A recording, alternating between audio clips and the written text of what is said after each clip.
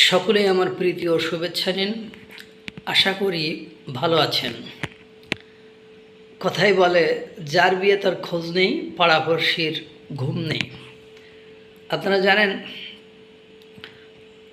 মার্কিন যুক্তরাষ্ট্রের একজন নীতি নির্ধারক কিছুদিন আগে মারা গিয়েছেন।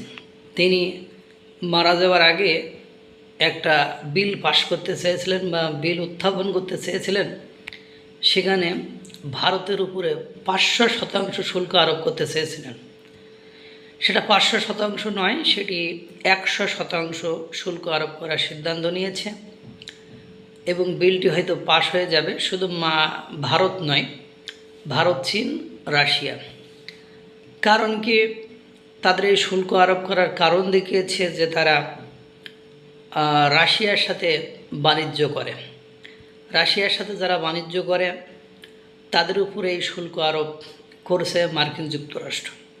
কারণ ইউক্রেন যুদ্ধকে বন্ধ করতে হলে রাশিয়াকে অর্থনৈতিকভাবে পঙ্গু করতে হবে, আর অর্থনৈতিকভাবে পঙ্গু করতে হলে চীন এবং ভারতকে আমদানি থেকে বিরত রাখতে হবে। কিন্তু মার্কিন যুক্তরাষ্ট্র রাশিয়ার উপর একের পর এক নিষেধাজ্ঞা দেওয়ার পরেও ভারত মানছে না। ভারতের উপরে একের পর এক শুল্ক আরোপ করার পরেও ভারত থামছে না। রাশিয়ার সাথে ডে বাই ডে, দিনের পর দিন তারা বাণিজ্য বাড়িয়ে যাচ্ছে। দেখেন, এটা নিয়ে বাংলাদেশ, পাকিস্তান, তুরস্ক অত্যন্ত খুশি হয়েছে যে ভারতের উপরে 100% শুল্ক আরোপ করছে মার্কিন যুক্তরাষ্ট্র। কিন্তু দুর্ভাগ্য হলো সত্য যে এটা নিয়ে ভারতের তেমন উদ্বিগ্নতা নেই, কারণ ভারত এর প্রস্তুতি নিয়েই সামনের দিকে আগাচ্ছে। আমি মাঝে একটা রিপোর্ট করেছিলাম যে 100% শুল্ক আরোপ করবে কিছু প্রোডাক্টের উপরে। এই প্রোডাক্ট 29 সাল থেকে চালু হবে, কারণ জেনরি জাতীয় ঔষধ শিল্পের উপরে ভারতের উপর অনেকাংশেই নির্ভরশীল মার্কিন যুক্তরাষ্ট্র। সেটি দিনকে দিন তারা কমাইতে চায়।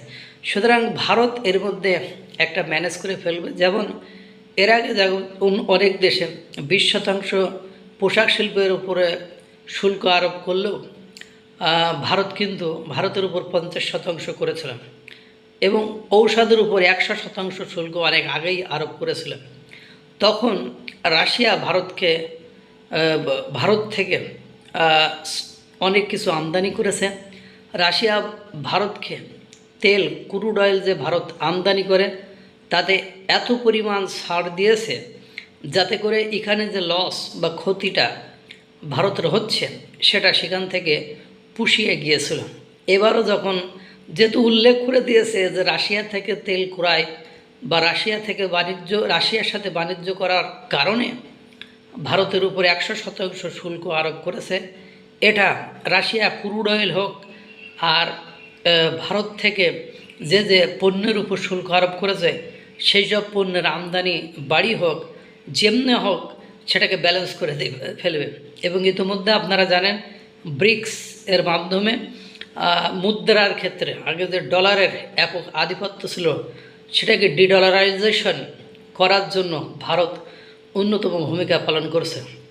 আর এই শুল্ক আরোপের ফলে মার্কিন যুক্তরাষ্ট্রের বিরোধী পক্ষ বা রাশিয়াতে থাকা মার্কিন যুক্তরাষ্ট্রের দূতাবাসের রাষ্ট্রদূত বলেছে, যদি আপনি এই শুল্ক আরোপ করেন তাহলে, বা আপনারা যদি এই শুল্ক আরোপ করেন তাহলে রাশিয়া যদি আপনার মিত্র দেশের উপরে শুল্ক আরোপ করে তাহলে কিন্তু এটা হিতের বিপরীত হবে, এটা গোদের উপর বিষ ফোড়া হবে, এটাকে কিন্তু ট্যাকেল দেওয়া কঠিন হয়ে যাবে। এটা ওরা মাথায় রাখি নাই। মার্কিন যুক্তরাষ্ট্র একের পর এক বাজার হারাচ্ছে, একের পর এক তার বন্ধু দেশকে হারিয়ে ফেলছে। তার খেসারত কিন্তু মার্কিন যুক্তরাষ্ট্রকে একের পর এক দিতে হচ্ছে। এবার রাশিয়া, চীন এবং ভারত, এশিয়ার এই তিনটা দেশ যদি চীন এবং ভারত পর্যাপ্ত পরিমাণ রপ্তানি করে থাকে, চাল, ডাল বা বিভিন্ন খাদ্যশস্য পৃথিবীর অধিকাংশ দেশ আমদানি করে থাকে রাশিয়া বা ভারত থেকে। এখন ভারত যদি মিত্র দেশ দেখে শুল্ক বাড়িয়ে দেয়, তাহলে করবেনটা কি? ওদিক থেকে যা লস হবে এদিক থেকে তা পুষিয়ে নেবে।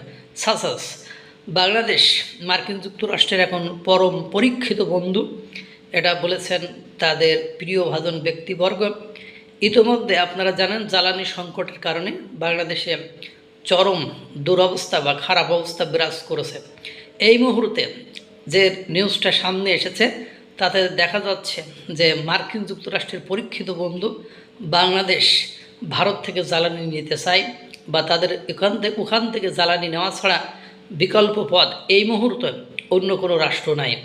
এখন মার্কিন যুক্তরাষ্ট্র ওদিক থেকে কষাইতেছে, আর এদিক থেকে ভারত বাংলাদেশের উপর বসাইতেছে। দ্যাট মিন্স আপনার অয়েলের উপরে বা জ্বালানির উপরে তারা দ্বিগুণ শুল্ক আরোপ করবে, এটা ইতিমধ্যে সিদ্ধান্ত নেওয়া হয়েছে।